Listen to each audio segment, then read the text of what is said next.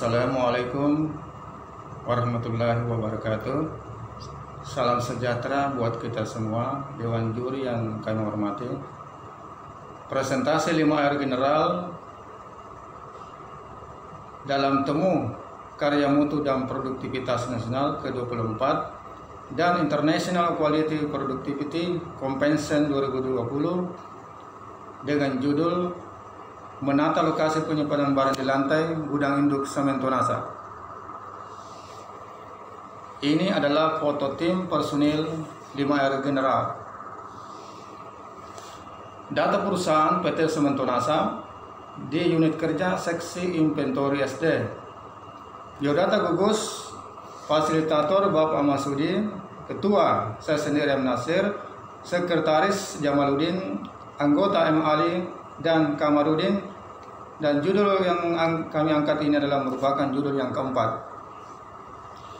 Alasan pemilihan judul yang pertama adalah suasana lingkungan kerja tidak aman dan nyaman karena lantai gudang kelihatan buram dan kotor, serta tidak ada batas tempat penyimpanan barang dan jalur bebas dalam beraktivitas. Yang kedua, pengambilan barang di lantai butuh waktu lama dan banyak tenaga karena penyimpanan barang di lantai belum tertata dengan baik. Kemudian yang ketiga, aktivitas personel di lantai gudang sangat terganggu karena alat bantu pengambilan barang disimpan tidak teratur. Kemudian yang keempat, pengambilan kunci ruangan lambat ditemukan karena tidak ada tempat khusus penyimpanan kunci. Ini adalah jadwal rencana dan realisasi kegiatan yang kita mulai periode Januari sampai dengan November 2019. Kemudian langkah pertama adalah identifikasi area kegiatan yang meliputi area lantai gudang, barang di lantai, tempat alat bantu, dan tempat kunci. Kemudian langkah kedua, inventarisasi barang di area kegiatan yang meliputi mendata barang yang terpakai dan mendata barang yang tidak terpakai.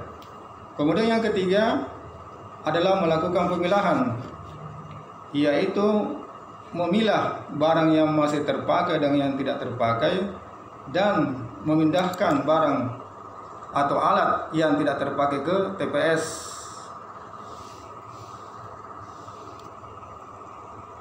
Kemudian langkah berikutnya adalah membuat tata letak barang, yaitu kita membuat dena penyimpanan gudang, di mana lantai yang berwarna hijau adalah untuk tempat penyimpanan barang dan lantai yang berwarna kuning itu adalah tempat penyimpanan barang, sedangkan tadi yang warna hijau adalah untuk jalur bebas. Kemudian langkah kelima yaitu identifikasi penyebab. Yang pertama adalah lantai gudang buram dan kotor. Penyebabnya adalah tidak ada pengecatan lantai. Kemudian tidak ada kode warna batas-batas dalam hal penyimpanan barang. Kemudian yang kedua adalah barang di lantai tidak teratur. Penyebabnya adalah barang disimpan tidak mengikuti jalur warna pengecatan, yaitu warna kuning. Kemudian barang yang disimpan di lantai tidak disusun di atas rak, di atas palet. Kemudian yang ketiga, alat bantu disimpan tidak teratur. Penyebabnya adalah tidak ada tempat khusus dalam hal penyimpanan alat bantu. Kemudian yang keempat, kunci disimpan tidak teratur karena belum ada tempat khusus dalam hal penyimpanan kunci.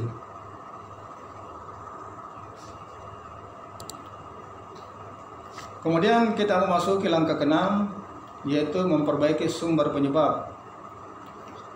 Di mana lantai buram dan kotor, rencananya adalah kita menyiapkan perlengkapan cat. Kemudian dalam hal pelaksanaan perbaikan kita mulai mengecat lantai gudang, di mana lantai gudang yang berwarna hijau adalah untuk jalur bebas dan warna kuning untuk tempat penyimpanan barang. Kemudian yang kedua, barang di lantai tidak teratur. Rencana perbaikan adalah kita menyiapkan palet kayu Jadi semua barang kita disusun di atas palet. Dalam hal pelaksanaan perbaikan adalah kita menyiapkan semua barang kita susun di atas palet dan palet diatur di cat warna kuning. Kemudian yang ketiga adalah rencananya adalah kita menyiapkan tempat khusus alat bantu. Jadi semua alat bantu kita simpan di tempat khusus yang diberi rambu. Kemudian yang keempat adalah menyiapkan tempat khusus kunci. Dan semua kunci kita simpan di tempat khusus atau di kotak khusus penyimpanan kunci yang kita gantung di ruang pelayanan. Kemudian langkah ketujuh adalah evaluasi yang meliputi jadwal periodik, hasil penerapan dan pemasangan visual control. Jadi kita menyiapkan lamban dan diberi keterangan.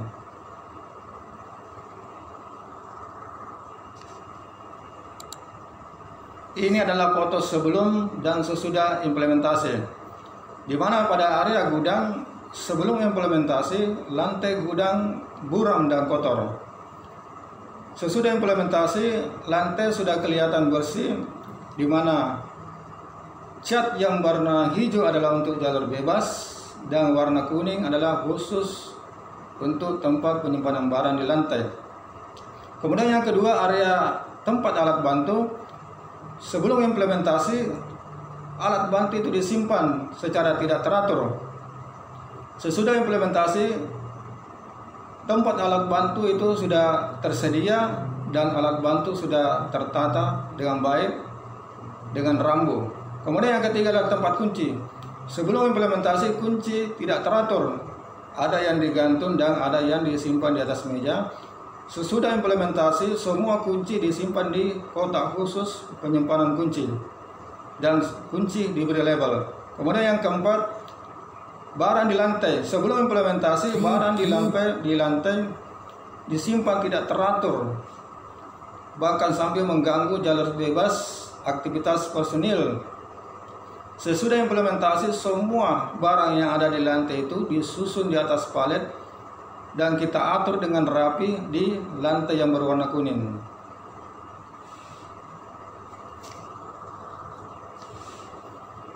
Ini adalah dampak implementasi secara tangible dan intangible. Secara tangible, dampak implementasinya adalah penyimpanan barang, penyimpanan alat bantu dan penyimpanan kunci itu lebih teratur dan mudah ditemukan. Kemudian dapat meningkatkan efisiensi waktu dalam hal pencarian barang. Secara intangible, membuat rasa aman dan nyaman pada pekerja, dapat menghindari kerusakan barang dan kesehatan dan keselamatan kerja lebih terjaga. Ini adalah kemudian langkah yang ke-8, yaitu membuat standar baru, di mana pada area lantai standarnya adalah lantai yang berwarna hijau untuk jalur bebas dan lantai yang berwarna kuning untuk tempat penyimpanan barang. Kemudian yang kedua, di area tempat alat bantu standarnya adalah alat bantu disimpan di tempat khusus. Kemudian tempat alat bantu tersebut diberi rambu tempat alat bantu. Kemudian yang ketiga adalah area tempat kunci. Standarnya adalah kunci ruangan barang disimpan di tempat khusus dan diberi label. Kemudian yang keempat adalah pada area barang di lantai. Standarnya adalah barang yang disimpan di lantai itu harus disusun di atas palet kayu dan diatur pada cat warna kuning. Ini adalah papan kontrol 5R yang kita pasang di depan pintu ruang pelayanan. Demikianlah penyampaian makalah kami. Sekian dan terima kasih. Assalamualaikum warahmatullahi wabarakatuh. Salam.